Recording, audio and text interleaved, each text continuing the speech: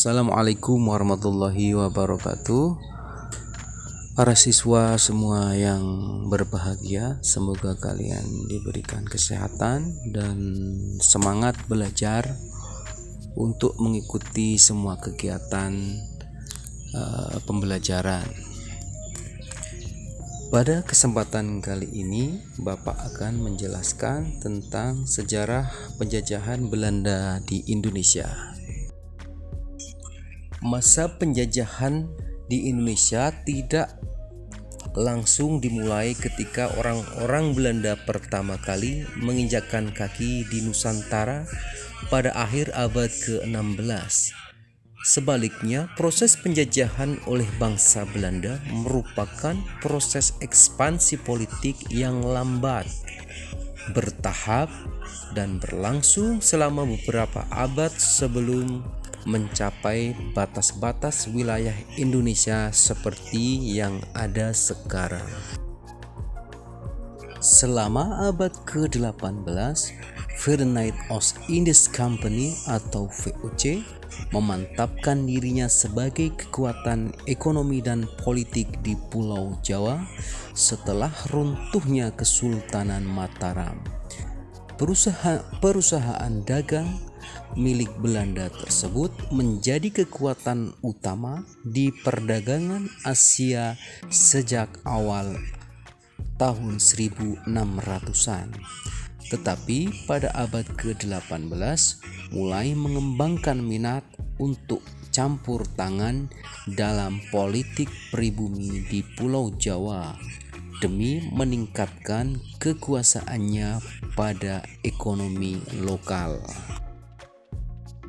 Namun korupsi, manajemen yang buruk, dan persaingan ketat dari Inggris melalui perusahaannya East India Company mengakibatkan runtuhnya VOC menjelang akhir abad ke-18. Pada tahun 1796, VOC akhirnya bangkrut dan kemudian dinasionalisasi oleh pemerintah Belanda. Akibatnya, harta dan milik VOC di Nusantara jatuh ke tangan mahkota Belanda pada tahun 1800. Namun ketika Perancis menduduki Belanda antara tahun 1806 dan 1815, aset-aset tersebut dipindahkan ke tangan Inggris. Setelah kekalahan Napoleon di Waterloo, diputuskan bahwa sebagian besar wilayah Nusantara kembali ke tangan Belanda. Dua nama menonjol sebagai arsitek pemerintahan kolonial Belanda di Indonesia. Pertama adalah Herman Willem Daendels, Gubernur Jenderal tahun 1808 sampai 1811 ketika Belanda dikuasai oleh Perancis, dan kedua Letnan Inggris Stamford Raffles, Gubernur Jenderal tahun 1811 sampai 1816 ketika Jawa dikuasai Inggris. Daendels mereorganisasi pemerintahan kolonial pusat dan daerah dengan membagi Pulau Jawa dalam distrik yang juga dikenal sebagai residensi yang dipimpin oleh seorang pegawai negeri atau pegawai negeri sipil Eropa yang disebutkan residen, yang secara langsung merupakan bawahan dan harus melapor kepada Gubernur Jenderal di Batavia. Para residen ini bertanggung jawab atas berbagai hal di residensi mereka. Berikutnya, Raffles melanjutkan reorganisasi penduduknya dari Daendels dengan mereformasi pengadilan, polisi, dan sistem administrasi di Jawa. Dia memperkenalkan pajak tanah di Jawa yang berarti bahwa petani harus membayar pajak kira-kira nilai 2/5 dari panen tahunan mereka kepada pihak yang berwenang. Raffles juga sangat tertarik dengan bidang budaya dan bahasa Jawa. Pada tahun 1817 ia menerbitkan bukunya The History of Java, salah satu karya akademis pertama yang topiknya tentang Pulau Jawa. Namun reorganisasi administrasinya yang diterapkan Raffles juga berarti meningkatkan intervensi pihak asing di masyarakat dan ekonomi Jawa yang tercermin dari meningkatnya jumlah pejabat pemerintah peringkat menengah. Sistem pemerintahan kolonial Belanda di Jawa adalah sistem yang direct atau langsung maupun dualistik. Bersamaan dengan hierarki Belanda, ada hierarki pribumi yang berfungsi sebagai perantara antara petani Jawa dan layanan sipil Eropa. Bagian atas struktur hierarki pribumi ini terdiri dari para aristokrasi Jawa.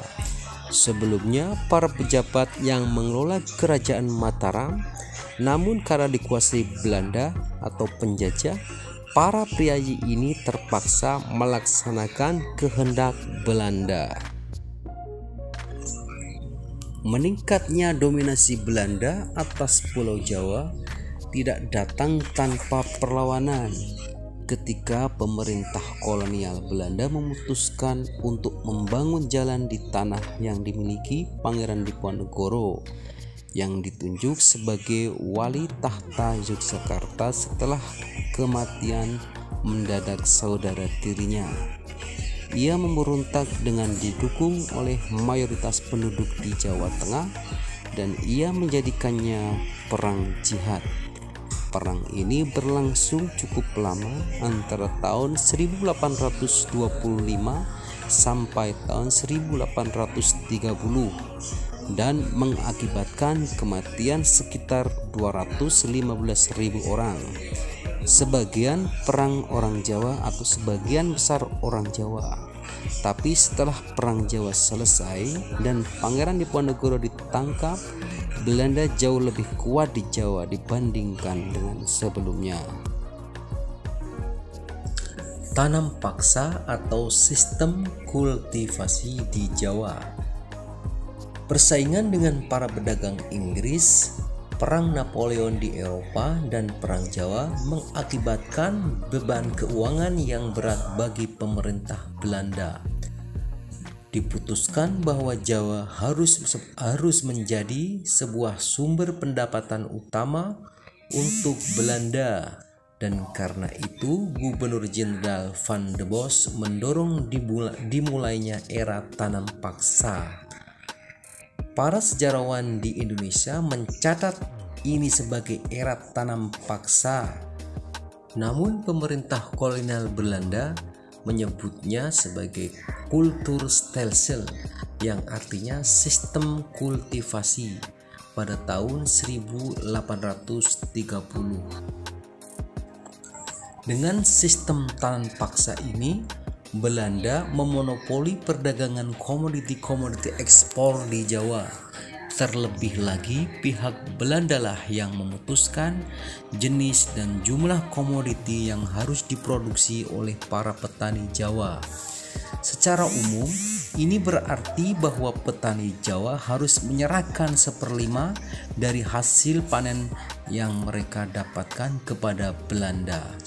Sebagai gantinya, para petani menerima kompensasi dalam bentuk uang dengan harga yang ditentukan Belanda tanpa memperhitungkan harga komoditi di pasaran dunia.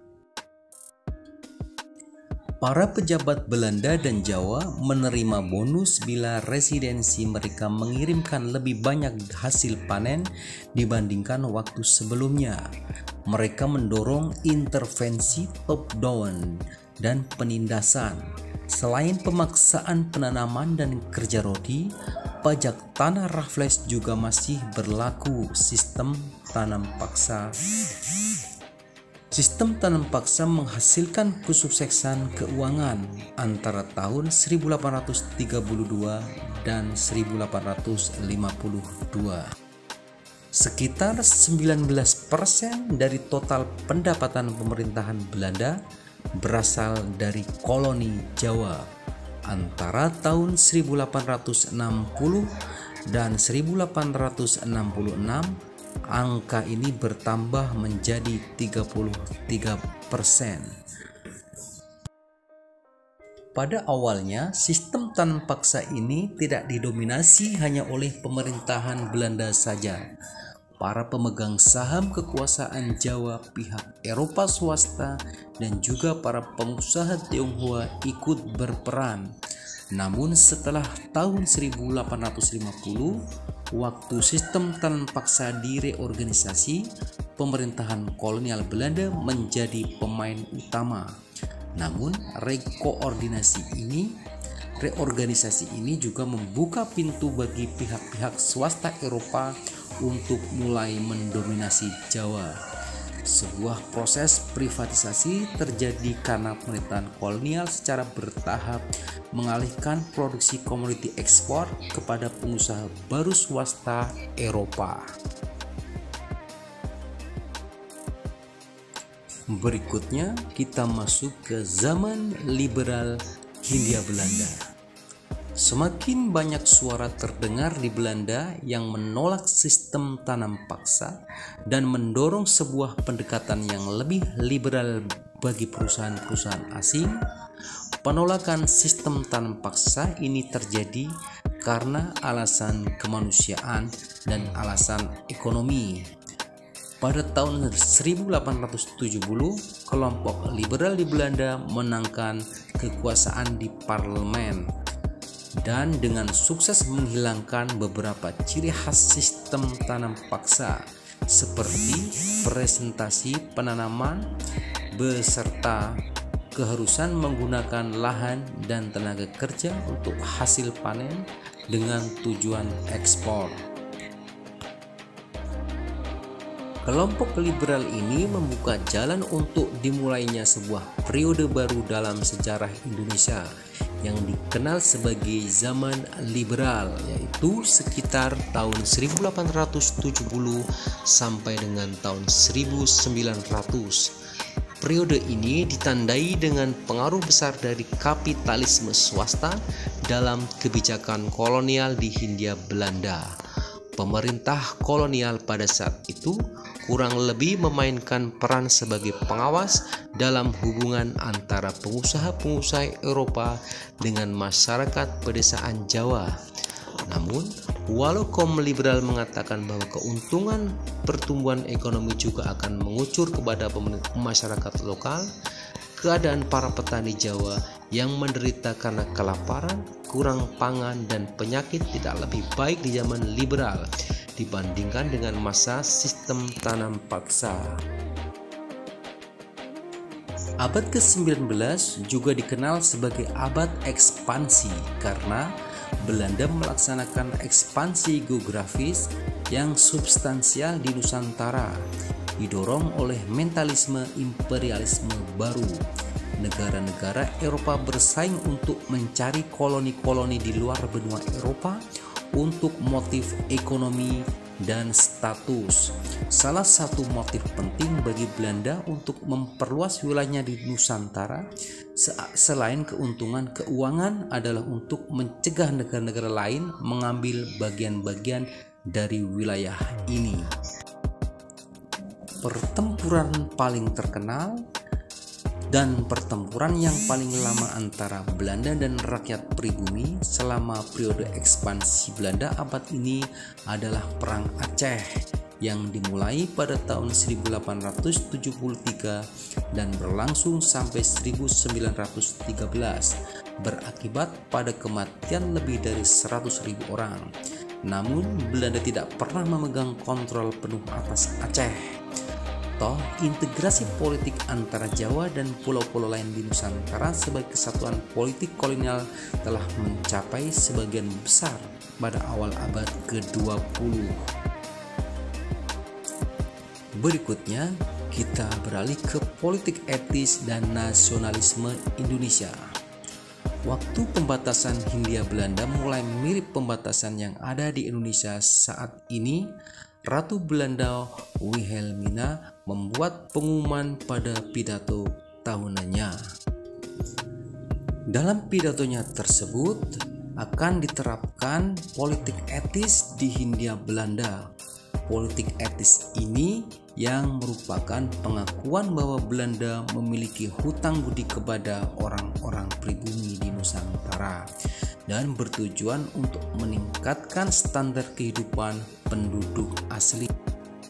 Untuk mencapai tujuan tersebut, maka ada beberapa cara yang akan diterapkan di Hindia Belanda dengan beberapa slogan, diantaranya adalah irigasi, pendidikan, dan emigrasi, atau yang dikenal dengan istilah Trias van de Venter. Namun politik etis itu ada efek samping yang sangat penting.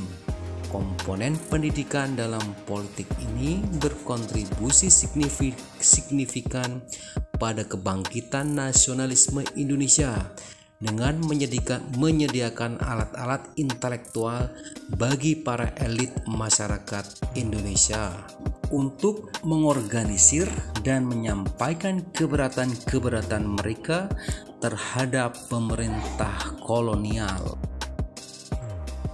Politik etis ini memberikan kesempatan lewat sistem edukasi untuk sebagian kecil kaum elit Indonesia untuk memahami ide-ide politik Barat mengenai kemerdekaan dan demokrasi.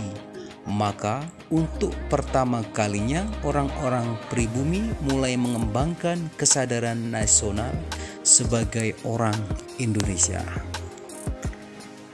Demikian untuk penjelasan singkat tentang penjajahan Belanda di Indonesia. Sekian, semoga bermanfaat. Terima kasih atas perhatian. Assalamualaikum warahmatullahi wabarakatuh.